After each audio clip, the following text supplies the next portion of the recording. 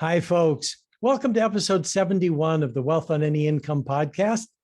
This is where we talk about money, tips, techniques, attitudes, information, and provide inspiration. I'm your host, Rennie Gabriel.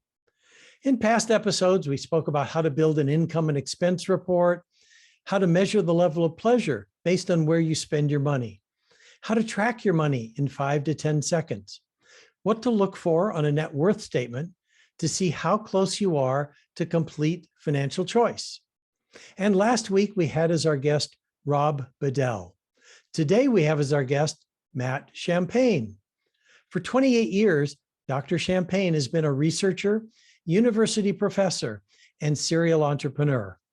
He was named Technology Visionary by Survey Magazine for his pioneering work measuring psychology and technology to create never-before-seen customer feedback solutions. When not teaching, Dr. Champagne, or Matt, can be found in the Caribbean, scuba diving, or on stage playing a keyboard in his rock band. Matt, welcome to the Wealth on Any Income podcast. Hey, thanks for inviting me here, Rennie. You're welcome. Well, let's get right to some questions. For work, tell us what you do and why you do it. Well, as you had read in my intro, what I've done is changed a lot over the years from a university professor and ran a national lab, and I had an internet-based business. I've done consulting for cruise lines. So work with a lot of different people in a lot of roles, but the what has been similar. If I look back over the years, teaching people how to keep their customers forever, how to keep their students, their members, their list, their clients forever. And it's, yes, why do I do it? And that's, a little strange. I think to me, in my perfect world, everyone stays with you. Nobody leaves. You have a 100% response rates on your surveys, and you have 100% retention. And it just always bothers me when you're not treated well as a client or a customer, or these organizations are always looking to bring in new folks. You've been a member for 10 years, and then you see they're giving 50% discounts to new prospects, and you say, hey, can I get that? Oh no, we already got you. It just always, has bugged me. So I just always focus on the retention side. How do we keep these people in our orbit forever? And you kind of answered the question pretty closely when you said it really bugs you, because what I'm getting at is what I found most people teach what they most want to learn about. They support other people in this based on struggles they've had in the past. And I'm going to guess that you haven't felt well treated as a client somewhere along the line. Oh, absolutely. I mean, we all have those stories of, or even if we like a business, like it's our favorite restaurant, we want them to stick around forever. We want them to get better, but then they do something different. They bring in new people, they change a procedure, and you tell them, oh, I wish you would do this, and you want to give them feedback, but they're not listening.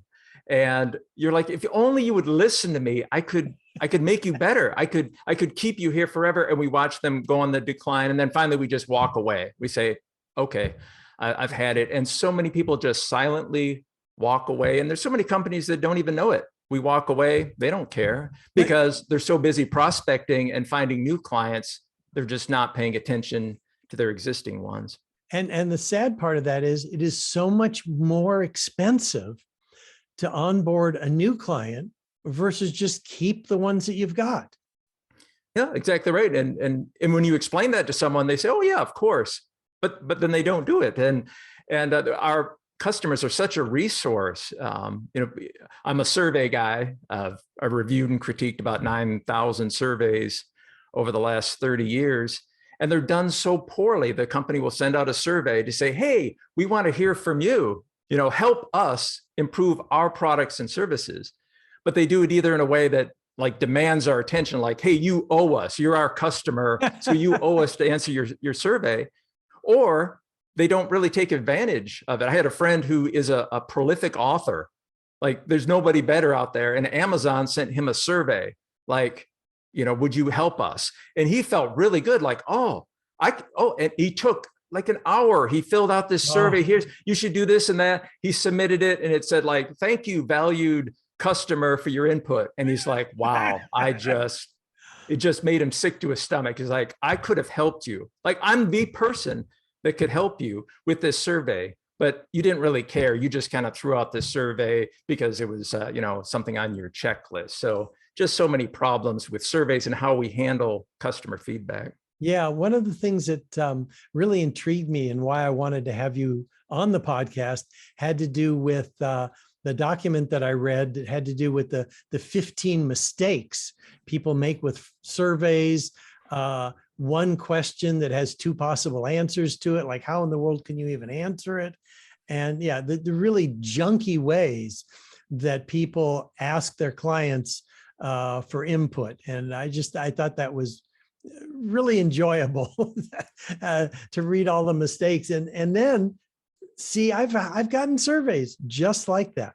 Well, one of the important questions, because I donate 100% of the profits from the work that I do to charity, is that I like to know that the people on the podcast are charity inclined, that they have some cause that they support. Can you tell me about the one that matters to you? Well, there are 3 charitable organizations that provide for those in need in our region here in North Georgia. That's where we volunteer our time. And the one about the children that it was most intriguing to me. Yeah. So for example, one of those is Meals by Grace. They deliver meals to the homebound, those without transportation. They have a hydroponic farm where they grow their own vegetables. They have a client system where you can come in and feed your family. It's a great organization that tends to all the people in our county that often go without.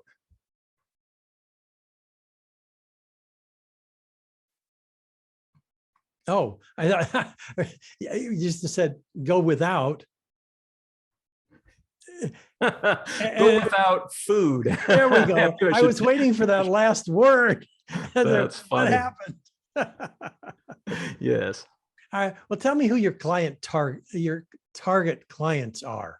I mean, you were mentioning cruise industries, and boy, were they suffering in the pandemic. But I don't think I have a lot of listeners who own cruise lines.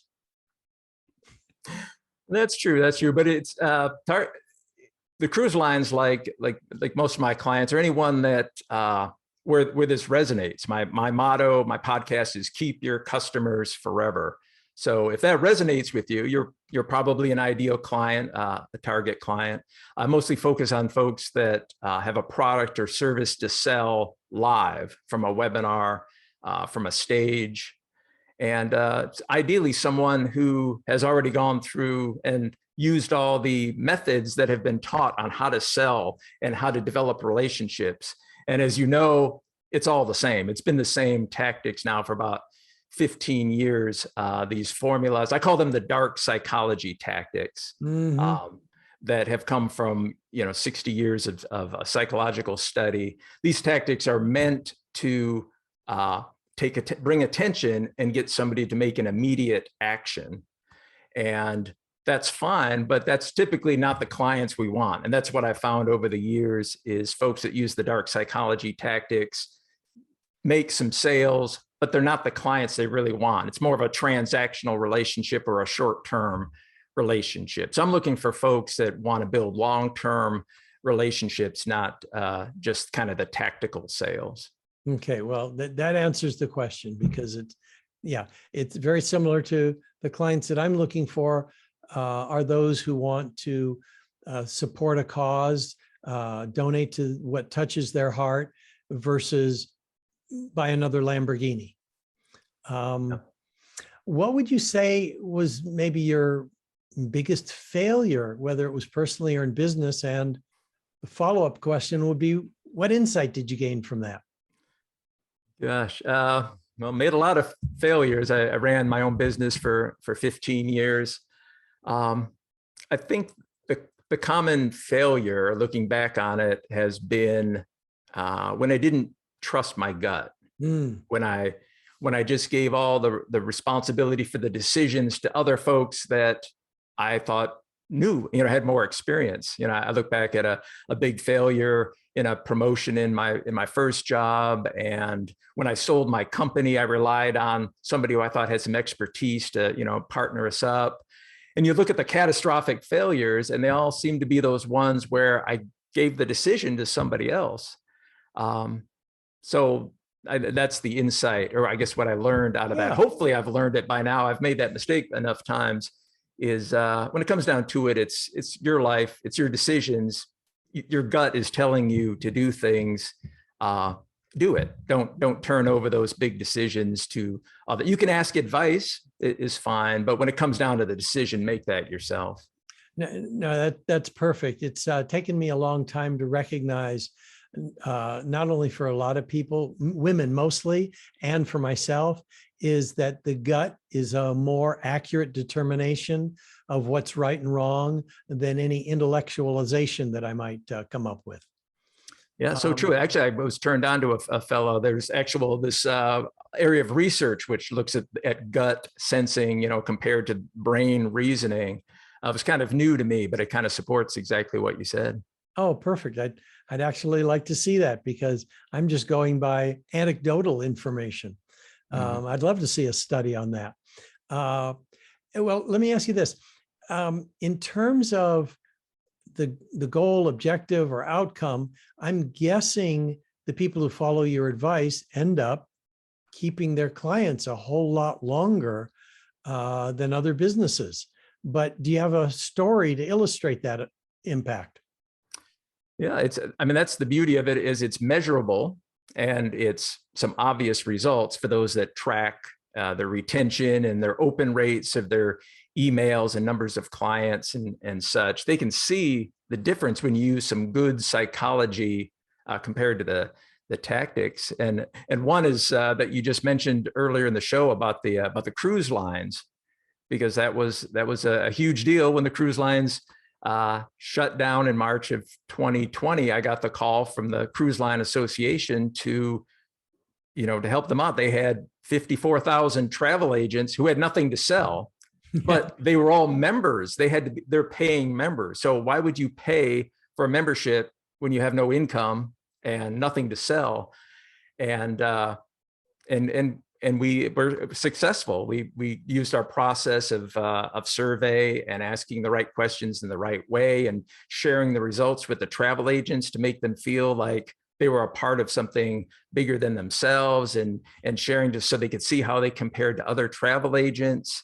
And it kept them all in that orbit and continuing in the membership. So that was a great example of what could have been a catastrophe. Oh yeah, was keeping those members with them beyond through the pandemic and beyond.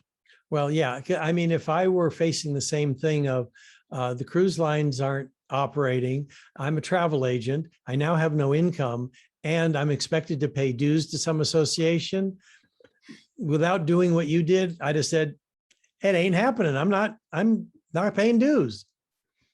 So, yeah, but that's the beauty of the good psychology, as opposed to the tactics. The good psychology are, sharing information, asking the right questions. So just people want to be part of it because they're learning something they can't gather anywhere else. It's helping their business. It's helping them to see if they're still on target. It's helping them help others with my advice and feedback.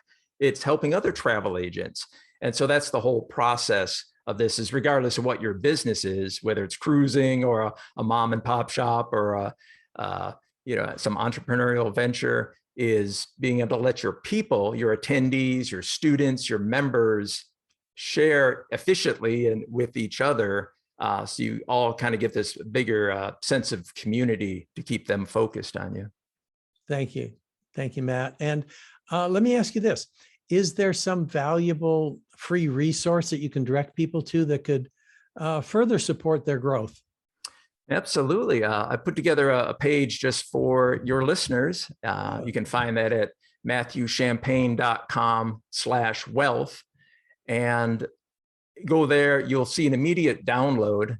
Again, I'm practicing what I preach rather than asking you for something in upfront in terms of your name and email. Is just go there. There's a download, and that download is an infographic of the 9 principles. And these are the 9 principles to put into place to help you get more response from your audience, to keep them focused on you.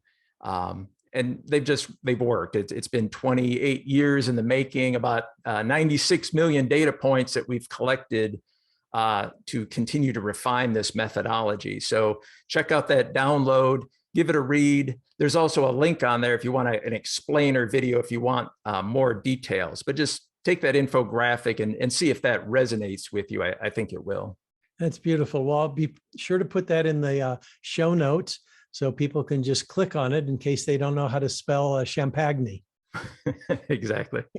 And now, is there a question that I should have asked you that would provide additional value and obviously answer that too?